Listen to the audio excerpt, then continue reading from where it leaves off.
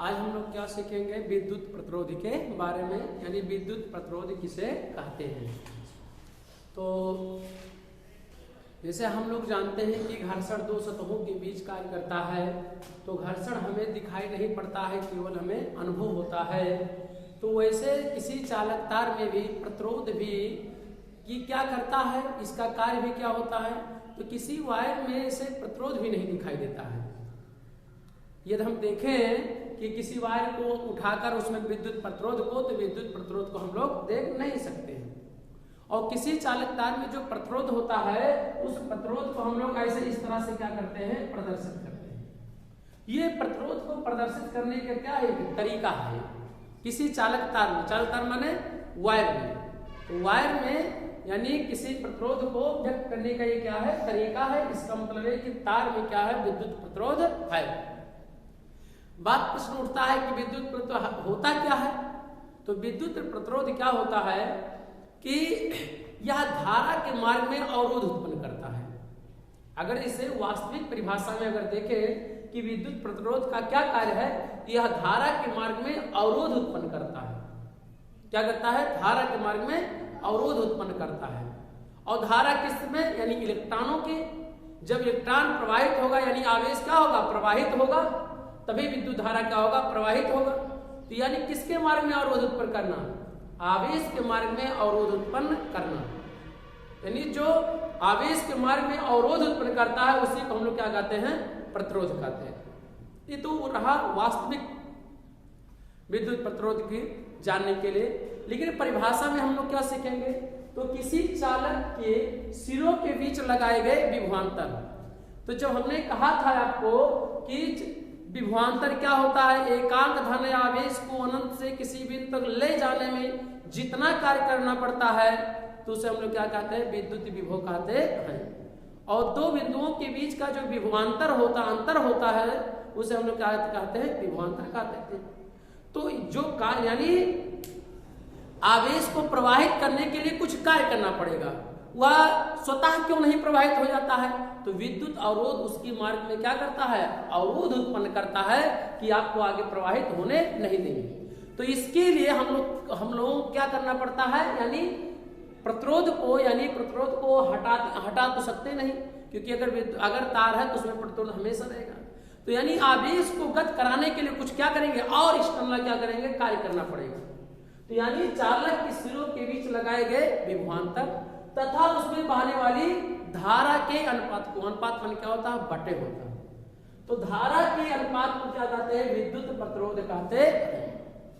क्या, किसी चालक के सिरों के बीच लगाए गए विभवांतर। चालक सिरों का मतलब है कि चालक के सिर में लगाए गए जो विभवांतर है, कि यदि मान लीजिए कोई चालक तार है तो उनके दोनों सिरों के बीच क्या करना है, विभवांतर स्थापित करना है।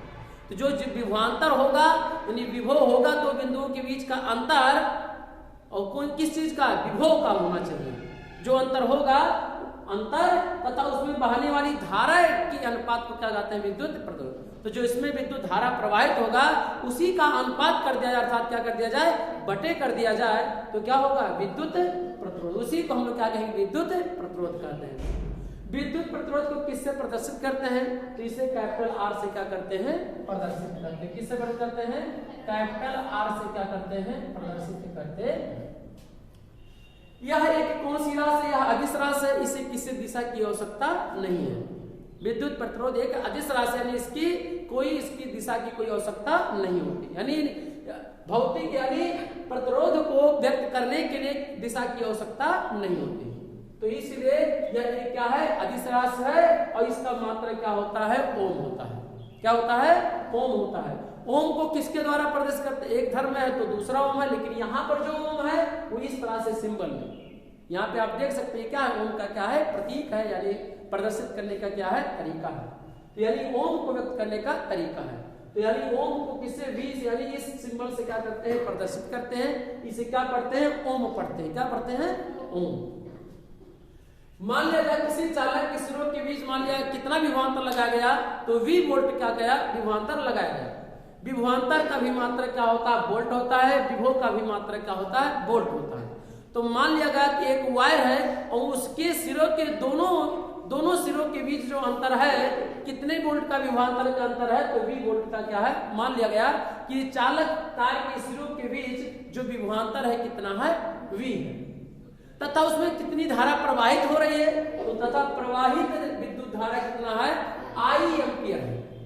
यदि किसी चालक तार में मान लिया जाए कि यदि वायर होता है इस सामने से और इसमें इसके सिरों के बीच अगर विभवांतर V स्थापित कर दिया जाए और उसमें प्रवाहित धारा कितना हो I हो, I एम्पियर की धारा प्रवाहित हो, तो उसमें प्रतिरोध कितना होगा, तो प्रतिरोध कितना होगा R बराबर V अपन I, क्योंकि इसी के आधार पर बताया गया है कि चालक की सिरों के भी लगाए गए विभवांतर तथा उसमें बहने वाली धारा के अनुपात में क्या होता है बटे होता है, तो यानी विभवांतर बटे क्या धारा, और इसी के अनुपात को हम लोग क्या कहते हैं विद्युत प्रतिरोध कहते हैं। इसे किससे प्रदर्शित करते हैं, इसे हम लोग R से प्रदर्शित करते हैं, तो R बराबर क्या हो जाएगा V अपमान क्या हो जाएगा I। इसी बात को अगर R बटे 1 मान लिया जाए तो 3 से क्या कर ले गुणा कर ले, तो V बराबर क्या होगा R इंटू क्या होगा I होगा। यानी यहां से कह सकते हैं कि या करके हिंदी में भी लिख सकते हैं कि विद्युत प्रतिरोध बराबर क्या होगा, विद्युत प्रतिरोध बराबर क्या होगा, विद्युत प्रतिरोध बराबर क्या है विभवांतर है, क्या है विभवांतर, तो यानी विभवांतर हो जाएगा, और I क्या है विद्युत धारा, तो क्या हो जाएगा विद्युत धारा। तो इस सूत्र यानी शब्दों में भी हम लोग लिख सकते हैं, ये सिंबल माने चिन्ह के रूप में, और ये क्या है सवाल लगाते समय सबसे ज्यादा इसी का उपयोग यानी इसी सिंबल का उपयोग हम लोग करते हैं। लेकिन इसी बात को शब्दों में कहा जाए तो विद्युत प्रतिरोध बराबर क्या होगा विभवांतर बटे क्या होता है विद्युत धारा। विभवांतर क्या होता है, उस चालक तार के सिरों के बीच क्या होता है विभवांतर होता है, और विद्युत धारा क्या होता है उस चालक में प्रवाहित धारा क्या होता है I होता है। तो इस तरह से V बराबर यानी तिरछा गुणा करके V बराबर R इंटू I लिख सकते हैं या I इंटू R भी लिख सकते हैं, यानी I को पहले लिखते हैं R को बाद में। R क्या होता है विद्युत प्रतिरोध होता है, और यहाँ पर क्या होता है I क्या होता है विद्युत धारा होता है। तो इसी बात की हिंदी में विभवांतर बराबर भी लिख सकते हैं क्या है प्रतिरोध यानी विद्युत प्रतिरोध। R क्या होता है विद्युत प्रतिरोध और गुणे क्या होता है I क्या है विद्युत धारा है, क्या है विद्युत धारा है। यानी यह सूत्र भी हमें क्या हो गया प्राप्त हुआ, चाहे हम शब्दों में याद करें और चाहे हम लोग क्या करें सिंबल में क्या करें याद करें। तो क्या हो गया R बराबर क्या होगा V अपमान कितना होता है I, ये क्या है विद्युत क्या है प्रतिरोध है। तो अब सीखे होंगे, अब हम लोग इसके बाद सीखेंगे विद्युत प्रतिरोध का निर्भरता, माने किन चीजों पे क्या करता है निर्भर करता है। अब हम लोग सीखेंगे विद्युत प्रतिरोध को प्रभावित करने वाले कारक। तो ये कारक मतलब विद्युत प्रतिरोध को प्रभावित करने वाले कारक, अर्थात जो विद्युत प्रतिरोध होता है किसी चालक तार में, कब किसी चालक तार में ज्यादा होता है कब कम होता है, किन किन बातों पर यह निर्भर करता है, तो इसी को हम लोग क्या कहते हैं निर्भरता या प्रभावित करने वाले कारक कहा जाता है। तो यह पहला नंबर एक है कि यह लंबाई क्या कहता है, लंबाई पे क्या होता है निर्भर करता है। यानी विद्युत प्रतिरोध को प्रभावित करने वाले कारकों में से पहला कारक क्या है लंबाई पर है। ये लंबाई इसमें ये कहा गया कि जो विद्युत प्रतिरोध होता है यदि किसी मान ली वायर मान ली तार हो, तो यदि उसकी लंबाई जितना ज्यादा होगा तो उसमें प्रतिरोध का मान क्या होता है ज्यादा होगा। यदि चालक तार की लंबाई कम होगा तो उसमें प्रतिरोध का भी मान क्या होगा कम होगा। इसी बातों को ये कहा है कि लंबाई पर क्या करता है निर्भर करता है। यानी किसी चालक तार का जो प्रतिरोध और प्रतिरोध को किससे प्रदर्शित करते हैं R से प्रदर्शित करते हैं। तो यानी तार का प्रतिरोध कितना है R और चालक का लंबाई कितना हो स्मॉल l के क्या होता है अनुक्रमानुपाती होता है। यानी किसी चालक के तार का जो प्रतिरोध होता है चालक की लंबाई के अनुक्रमानुपाती होता है। इसका मतलब वह है जो हमने आपको पहले से बताया है कि अगर यदि मान लिया जाए ये वायर होता तो इसमें जो प्रतिरोध का मान लिया जाए R है, मान लिया जाए इस वायर में कितना प्रतिरोध कितना है, R ओम है, तो अगर इसकी लंबाई को क्या कर दिया जाए, काट दिया जाए, तो प्रतिरोध का मान कितना होगा, तो इसका लंबाई में क्या हुआ, कमी हुआ, तो प्रतिरोध में भी क्या हो जाएगा, कमी हो जाएगा। अर्थात लंबाई आधा हुआ तो प्रतिरोध भी कितना हो जाएगा, आधा हो जाएगा। इसी बात को हम दूसरे और शब्दों में समझ लें कि मान लीजिए कोई एक वायर है, कितना है 5 सेंटीमीटर, और इसमें कितना प्रतिरोध है, मान लिया जाए 10 ओम है।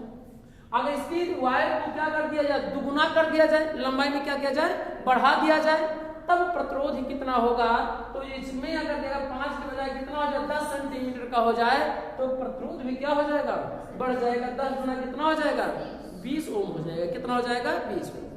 तो इसका मतलब ये हुआ कि अगर किसी चालक तार में लंबाई को बढ़ाएंगे, यानी किसी चालक की लंबाई को जब आप बढ़ाएंगे, प्रतिरोध का मान क्या होगा, बढ़ेगा। अगर किसी चालक की लंबाई को आप घटाएंगे तो प्रतिरोध का मान क्या हो जाएगा, घट जाएगा। बात समझे कि नहीं इस बात को, कि अगर कोई वायर है यानी तार है, अगर इसमें प्रतिरोध का मान है, अगर काट देंगे, अगर कम कर देंगे वायर में, तो क्या हो जाएगा, कम हो जाएगा। अगर उसमें और तार जोड़ देंगे, उसमें प्रतिरोध का मान क्या हो जाएगा, ज्यादा हो जाएगा।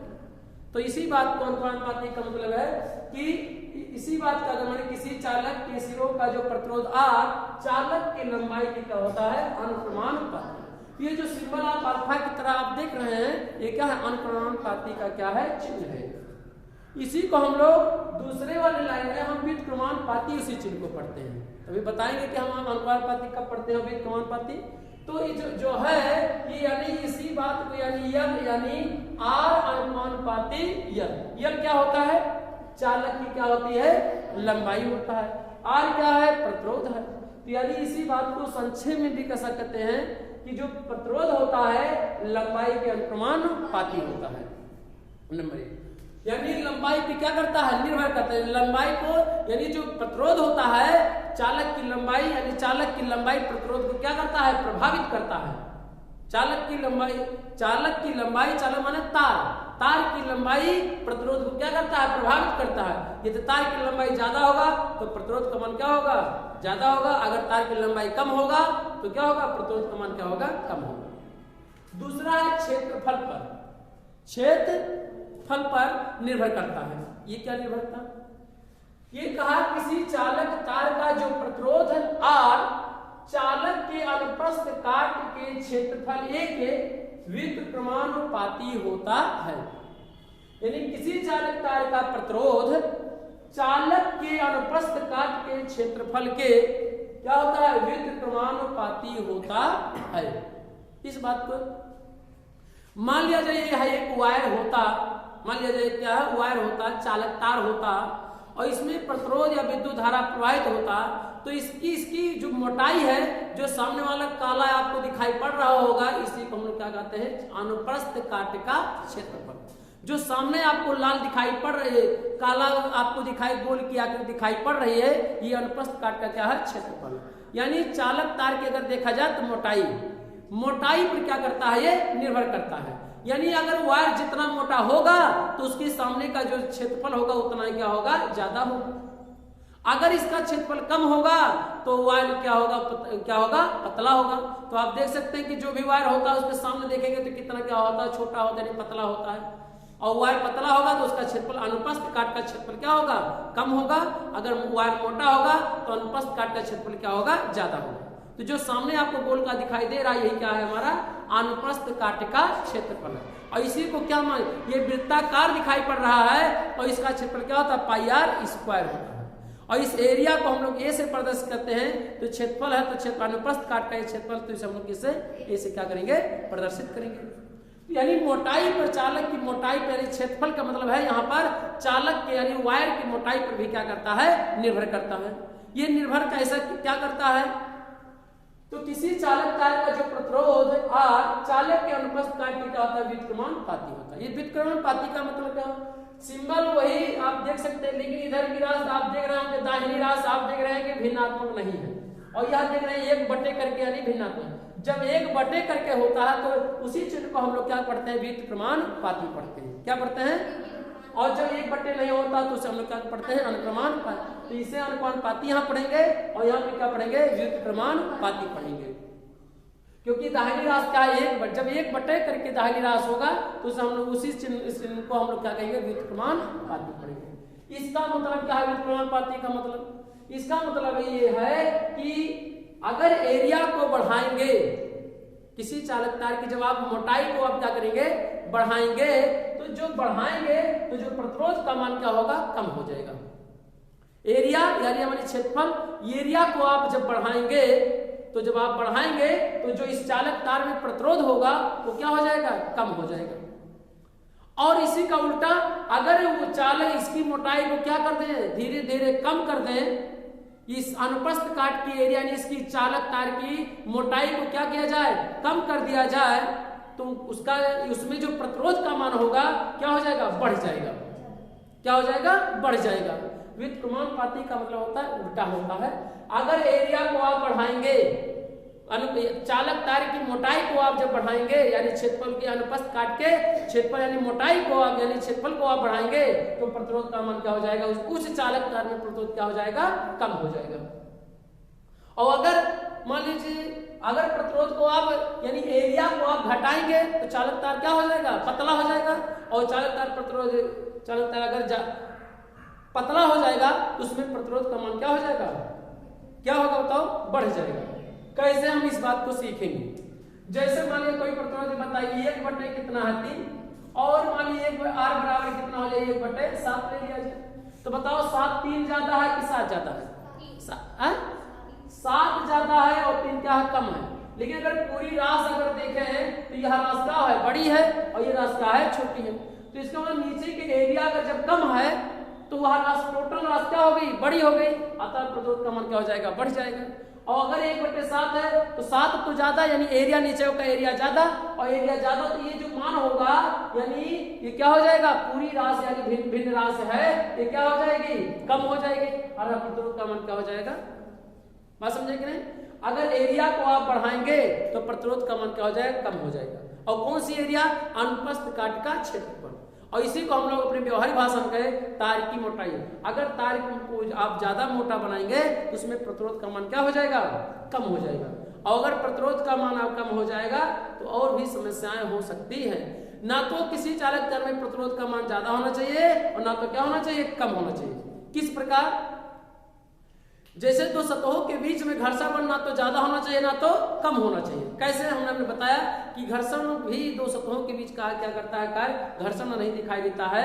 जैसा पृथ्वी पे हम लोग चल रहे हैं तो घर्षण बल है तभी तो हम चल पा रहे हैं। यदि घर्षण बल शून्य हो जाए तब तो हम तुरंत क्या हो जाएंगे, चलते जैसे खड़े होंगे, खड़े नहीं हो पाएंगे, तुरंत क्या हो जाएंगे, गिर जाएंगे। और घर्षण बल अगर मान लीजिए ज्यादा हो जाए तब क्या होगा, और घर्षण ज्यादा हो जाएगा तो ज्यादा दूर चल नहीं पाएंगे, पैर हम लोग उठा नहीं पाएंगे, एक स्थान से दूसरे स्थान पे जा नहीं पाएंगे। तो घर्षण बल ना तो ज्यादा होना चाहिए और ना तो क्या होना चाहिए, कम। ऐसे चालक तार में भी जो प्रतिरोध का मान ना तो ज्यादा होना चाहिए ना तो कम होना चाहिए, एक अनुपात में होना चाहिए, जैसा हम लोग पढ़ेंगे सवाल में। तो यानी जो प्रतिरोध है हम लोग समझ लिए कि यानी मोटाई पे क्या करता है, निर्भर। अगर वायर मोटा ज्यादा हो जाएगा चालक तार तो उसमें प्रतिरोध का मान क्या हो जाएगा, क्या हो जाएगा। अगर चालक तार क्या होगा, मोटा ज्यादा हो जाएगा तो उसमें प्रतिरोध का मान क्या हो जाएगा, कम हो जाएगा। चलिए आइए तीसरा को मार्क कर लिया जाए। तीसरे पे किस पे निर्भर करता है, ताप पे भी क्या करता है, निर्भर करता है। ये ताप क्या होता है, सुनिए ध्यान से। टेम्परेचर यानी चालक तार के टेम्परेचर यानी उसको गर्म करने पर कि ठंडा करने पर, इस बात की बात किया जा रहा है कि चालक तार को गर्म कर दिया जाए, ठंडा कर दिया जाए, वह टेम्परेचर तब उस पर क्या निर्भर करेगा, बढ़ेगा कि घटेगा कि वही रहेगा, यही हमें हमको करना है, बताना है। तो किस पर, चालक तार के टेम्परेचर पे भी क्या करता है, निर्भर करता है। क्या निर्भर करता है, विद्युत प्रतिरोध निर्भर करता है। कैसे, देखिए कह रहा है किसी चालक तार का जो प्रतिरोध पदार्थ के ताप के क्या होता है, T के अनुक्रमानुपाती होता है। क्या होता है, अनुक्रमानुपाती, अर्थात R अनुपाती क्या होता है, T। जैसे आप देखे होंगे गर्मियों के दिनों में जब हम लोग क्या करते हैं कि गर्मी जब बढ़ता, जब गर्मी होता धीरे धीरे, तो हमारे पृथ्वी के वायुमंडल यानी पृथ्वी के जो नीचे परत है टोटल यानी वस्तुएं जिसमें है वातावरण में, तो देखेंगे यहाँ का जो मंडल है यानी गर्मियों के दिनों में हमारा वायुमंडल क्या होता है, गर्म हो जाता है, जिससे जो वस्तुएं हैं, चाहे हमारा टेम्परेचर हो, चाहे पदार्थ का कोई पंखा, लकड़ी, किताब कुछ भी हो, तो थोड़ा सा उसका टेम्परेचर क्या होता है, बढ़ जाता है। बढ़ जाता है तो ऐसे चालक तार अगर वायर है आप दो खंभों के बीच में आप देखेंगे तो चालक तार में क्या हो जाता है, गर्म हो जाता है। गर्म होने से आप क्या देखते हैं, गर्म होने से आप देखते हैं कि उसमें जो प्रतिरोध का मान क्या हो जाता है, बढ़ जाता है।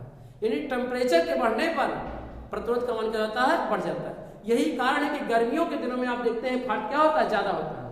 पता लगा कि देखो वहां जली गए, वहां ध्वस्त हो गए, कुछ ना कुछ समस्याएं हो जाती हैं चालक तार में। तो यही कारण है, क्यों, क्योंकि गर्मियों के दिनों में चालक तार क्या हो जाता है, गर्म हो जाता है, और गर्म होने से उसमें प्रतिरोध का मान क्या हो जाता है, ज्यादा हो जाता है, नहीं बढ़ जाता है, किसकी, पहले की अपेक्षा। और जब प्रतिरोध का मान ज्यादा हो जाएगा तो धारा का मान क्या हो जाएगा, अवरोध यानी उत्पन्न यानी कब अवरोध बढ़ जाएगा, जिससे धारा कहीं ना कहीं क्या हो जाएगा, यानी विद्युत यानी प्रतिरोध यानी चालक तार का कहीं ना कहीं क्या हो जाएगा, कट जाएगा। तो जिससे हम लोग क्या कहते हैं, फॉल्ट कहते हैं। तो इसका मतलब ये हुआ कि ताप के क्या होता है, टेम्प क्या होता है, यानी पदार्थ के ताप के यानी चालक तार के टेम्परेचर के क्या होता है, अनुमान आती है। ये टेम्परेचर आप कम करेंगे तो उसमें प्रतिरोध का मान क्या हो जाएगा, कम हो जाएगा। तो आप देख सकते हैं कि इस मान लीजिए अगर ठंडी है तो ठंडी में वो पृथ्वी का वायुमंडल क्या होता है, ठंड हो रहता है, जिससे पदार्थ भी क्या होता है, ठंड रहता है, और ठंड रहने के उपरांत चालक तार में प्रतिरोध का मान क्या हो जाता है, कम हो जाता है, जिस कारण आप देखते हैं लाइट क्या होता है, पर्याप्त मात्रा में बनी रहती है। फाल्ट हमें इस समय सुनाई नहीं पड़ता है ठंडियों में। किसकी अपेक्षा, ऐसा नहीं कि ठंडी में होता नहीं, होता है, लेकिन गर्मियों की अपेक्षा क्या हो जाता है, कम हो जाता है। तो प्रतिरोध का मान कम हो जाएगा, धारा का मान क्या हो जाएगा, बढ़ जाएगा, और लाइट हमें क्या होगा, पर्याप्त क्या होगी, मिलती रहेगी। तो यही का मतलब है कि टेम्परेचर के क्या होता है, अनुप्रमान पाती है। अगर चालक तार का टेम्परेचर बढ़ेगा तो प्रतिरोध का मान क्या होगा, बढ़ेगा। अगर चालक तार क्या होगा, ठंडा कम होगा, यानी टेम्परेचर क्या होगा, कम होगा, तो प्रतिरोध का मान भी क्या हो जाएगा, उस चालक तार में कम हो जाएगा। आइए चौथा है पदार्थ की प्रकृति पर। किस पर निर्भर करता है, पदार्थ की प्रकृति पर। यदि समान लंबाई व समान मोटाई के तारों को भिन्न भिन्न पदार्थों द्वारा निर्मित किया जाए तो दोनों तारों का प्रतिरोध क्या होता है, अलग अलग होता है। इसका मतलब क्या है, यदि समान लंबाई के तारों को, यदि समान लंबाई के तारों, एक एल्युमिनियम का तार ले लिया जाए एल, और एक क्या किसका ले लिया, कॉपर का ले लिया जाए एक वायर, और इसमें तो क्या ले लिया जाए, कॉपर। सीयू से क्या होता है, कॉपर, एल से क्या होता है, एल्युमिनियम। अब इसकी लंबाई तो दोनों में क्या है, अगर दोनों की लंबाई क्या है, मान लीजिए 5 मीटर हो, ये भी कितना हो, 5 मीटर। अगर इसकी मोटाई भी दोनों की अगर देखा जाए इसकी मोटाई भी क्या हो, बराबर हो जाए, चालक तार की वायर है इस तरह से, ये चालक तार मान लिया जा रहा है, क्या रहा, समान लंबाई है, समान लंबाई भी 5 मीटर और मोटाई भी दोनों क्या रहे, बराबर है। तो हम देखते हैं कि दोनों में प्रतिरोध क्या होता है, भिन्न भिन्न होता है, अर्थात क्या होता है, अलग अलग होता है। ये किसके द्वारा, प्रयोगों के द्वारा के आधार पर बताया गया है कि यदि समान लंबाई को और समान मोटाई को दो तार ले लिए जाए, ऐसे दो मार्कर साथ में ले लिया जाए, और लेने के बाद अगर देखा जाए तो प्लास्टिक के बने हैं, लंबाई भी दोनों की क्या है, समान है। लेकिन अगर ये एक एल्युमिनियम का बना हो और एक किसका बना हो, कॉपर का बना हो, तो दोनों चालक तार में जो प्रतिरोध का मान क्या होगा, भिन्न भिन्न होगा, क्या होगा, अलग अलग होगा। और ये किसके द्वारा बताया गया है, ये प्रयोगों द्वारा बताया गया है कि यानी भिन्न भिन्न तारों में, यानी भिन्न भिन्न चालक तारों में और भिन्न भिन्न पदार्थ के अगर बने रहें तो उसमें प्रतिरोध का मान क्या होगा, भिन्न भिन्न होगा, अर्थात क्या होगा, अलग अलग होगा। तो इसी बात को कहा गया है, किसी चालक तार में ये समान लंबाई की समान मोटाई की दो तारों को भिन्न भिन्न पदार्थों से निर्मित हुई ली जाए, एक एल्युमिनियम का ले लिया गया, एक क्या ले लिया, लोहे का ले लिया जाए, समान लंबाई रहे और क्या रहे, समान मोटाई के रहे, तो अगर दोनों तारों में अगर प्रतिरोध की गणना की जाएगी तो क्या होगा, प्रतिरोध क्या होगा, अलग अलग होगा, क्या होगा, भिन्न भिन्न होगा। तो हम लोगों ने देखा कि विद्युत प्रतिरोध को प्रभावित करने वाले कारक तो कितने हुए, कितने टाइप हुए, 4 क्या हुए, प्राप्त हुए। तो इन चारों को यानी लंबाई पे भी क्या करता है, निर्भर करता है, दूसरा क्षेत्र यानी मोटाई पे भी क्या करता है, निर्भर करता है, और तीसरा ताप पे क्या करता है, निर्भर करता है, और पदार्थ की प्रकृति पे भी क्या करता है, निर्भर करता है। तो हम लोग विद्युत प्रतिरोध पढ़े और विद्युत प्रतिरोध को प्रभावित करने वाले कारक, और इसी कारक को हम लोग कह सकते हैं कि विद्युत प्रतिरोध किन किन बातों पर क्या करता है, निर्भर करता है, या किन किन कारकों पर निर्भर करता है। तो हम लोग अब नेक्स्ट पार्ट में हम लोग क्या करेंगे, सीखेंगे। जय हिंद, जय भारत।